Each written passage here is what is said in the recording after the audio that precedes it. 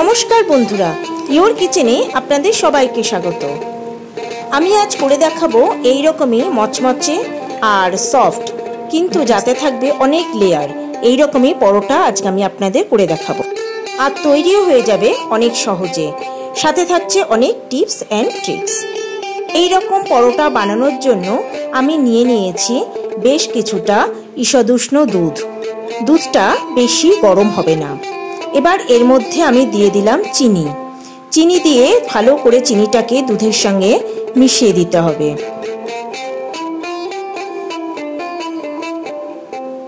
নিয়ে নিয়েছি ময়দা। এর মধ্যে দিয়ে দিলাম খুব সামান্য পরিমাণে নুন আর দিয়ে দেব 2 চামচ বেকিং পাউডার। এবার ময়দার সঙ্গে বেকিং পাউডার আর নুনটাকে খুব ভালো করে মিশিয়ে দিতে হবে।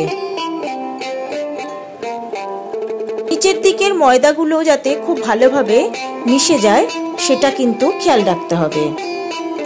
সমস্ত শুকনো উপকরণগুলো ভালো করে মিশিয়ে নেবার পর এর মধ্যে দিয়ে দেব 2 টেবিল চামচ সাদা তেল। এখানে সাদা তেলটা বেশি ব্যবহার করতে হবে, তাহলেই পরোটাগুলো খুব মচমচে হবে আর সফট হবে। তেল মেশানোর পর ময়দাটাকে মুঠো করলে যেন এরকম দলা পাকিয়ে যায়।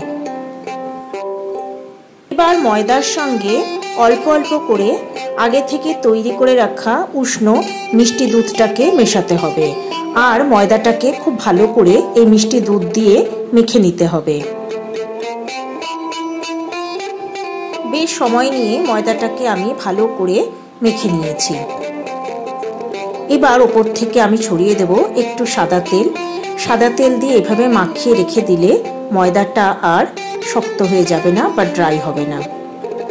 এবার এটাকে ঢাকা দিয়ে অন্তত আমি আধ ঘন্টার জন্য রেখে দেব। আমি দুটো বাটির মধ্যে একটা বাটিতে নিয়েছি সাদা তেল আর একটা বাটিতে নিয়েছি একটু গলানো ঘি। এবার গলানো ঘি আমি সাদা তেলের সঙ্গে অন্তত 2-3 চামচ মিশিয়ে দিলাম।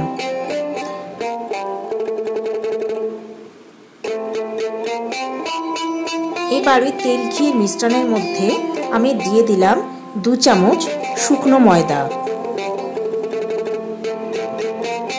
এবার এটাকে খুব ভালো করে তেলের সঙ্গে মিশিয়ে দিতে হবে। আধ ঘন্টা পরে ময়দাটাকে আরো একবার ভালো করে মেখে নিতে হবে।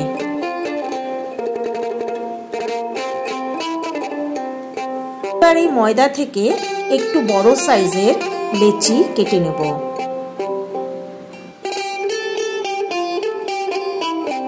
লেচির সাইজগুলো আমরা যে সাধারণ রুটি বা পরোটা করি তার থেকে একটু বড় মাপেরই হবে। এবার এগুলোকে সুন্দর করে গোল গোল করে নিতে হবে।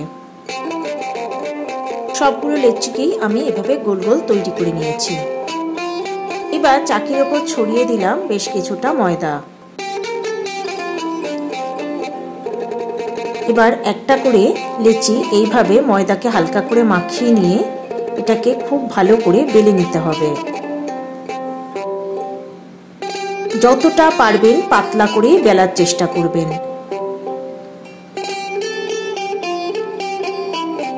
চাকিটাকে বারে বারে ঘুরিয়ে ঘুরিয়ে নিয়ে এইভাবে বেলে নিতে হবে।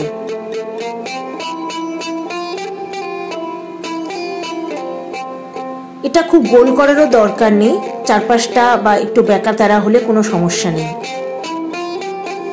শুধু পাতলা হতে হবে।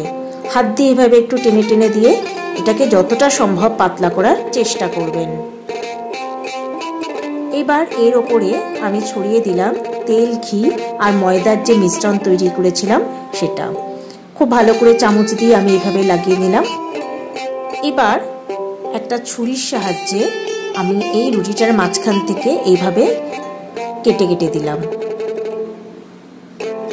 কিন্তু এর দু সাইড আমি একদমই কাটবো না, শুধু মাঝখানটা। যত বেশি পরিমাণে কাটা সম্ভব হবে ততটা কেটে নেবেন।